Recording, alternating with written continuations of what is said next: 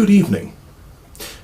Now, when it comes to action films, there tend to be a few series that get brought up a lot, and these tend to be the ones that star a certain category of star. Schwarzenegger, Stallone, that other guy that doesn't really talk much, and so on and so forth. However, my favourite action films don't really contain any of these people. Join me, won't you, as we take a retrospective look at the Robocop series, starting with the film that started it all, Robocop. Robocop, the original film at least, is generally credited by critics as a smart film that acts dumb. It's not hard to see why either. On the surface, it's a typical revenge tale, with robots and gunfire and black and white evil villains. I mean, let's face it, it's pretty hard to argue that Robocop is lacking in action with scenes like this. Come quietly or there will be trouble. Ah, fuck you!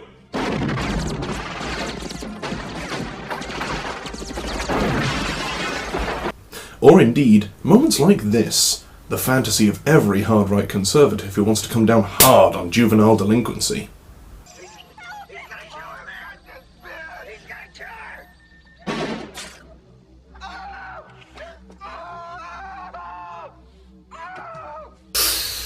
Ooh, there go the bass notes in his voice. However, to label it merely as a brute force action film is an insult to an otherwise surprisingly clever and intuitive narrative, and one that still leaves me with a deep love of this film, even now. Okay, that and scenes like this.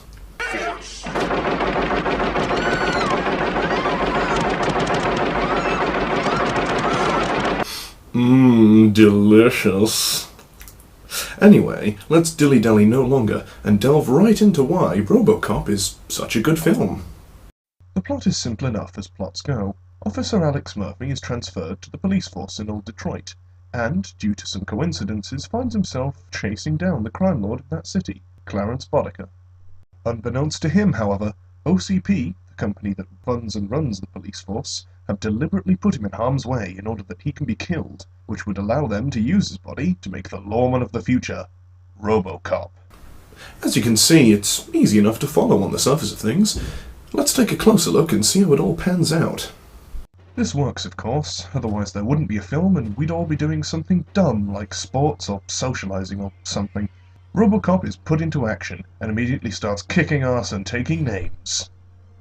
I especially like this one idiot, who just repeats, "Fuck me!" over and over as his bullets prove useless against Robo's armor instead of, I don't know, running away.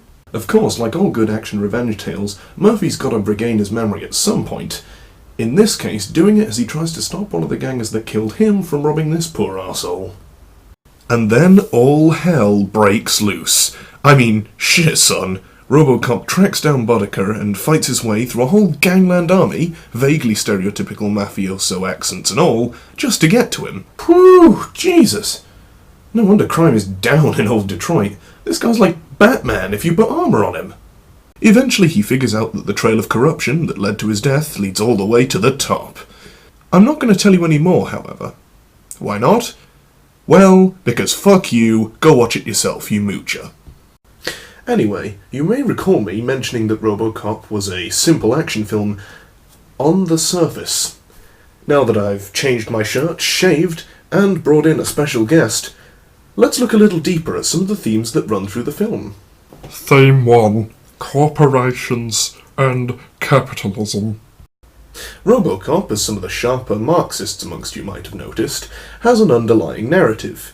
A commentary, if you will, on the dangers of corporate control in areas that traditionally remain, shall we say, non-profit in their aims.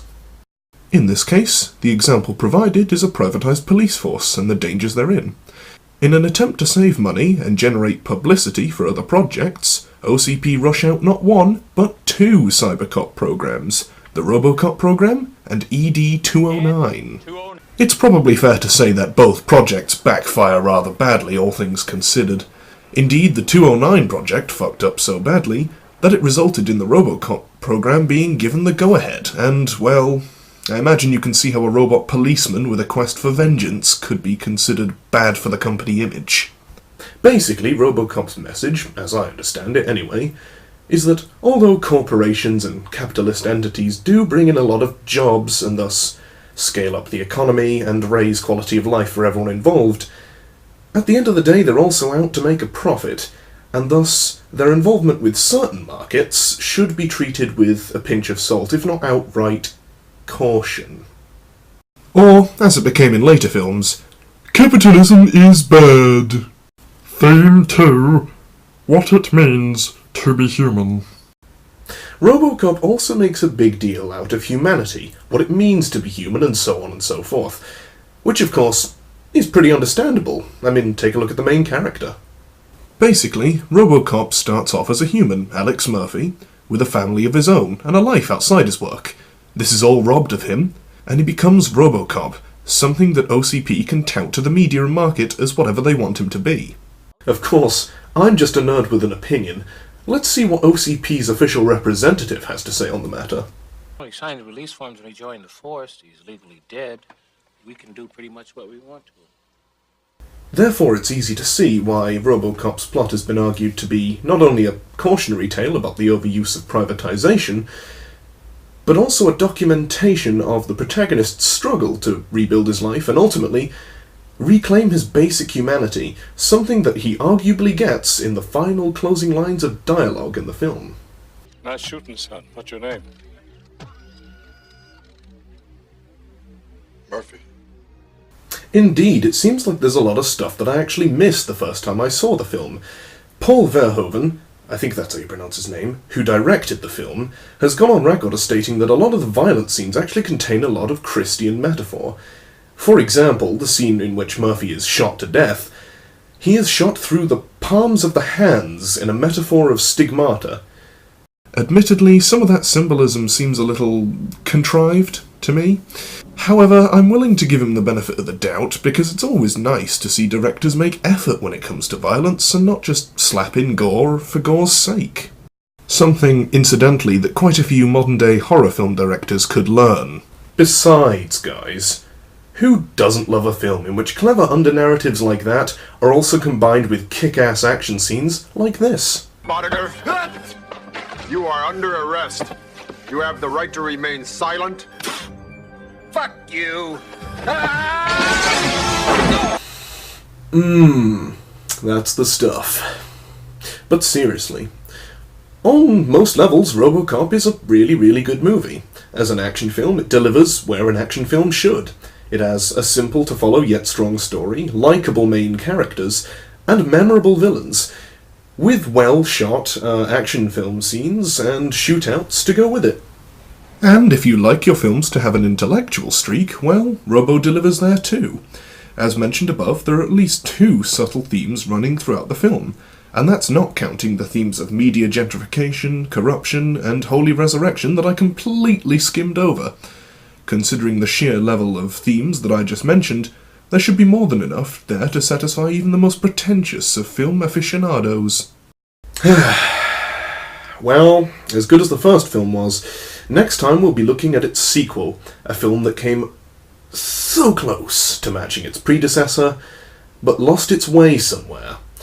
Join me, won't you, for a discussion of why when Frank Miller gets involved with films, those films tend to suck, as we look at Robocop 2. Until next time.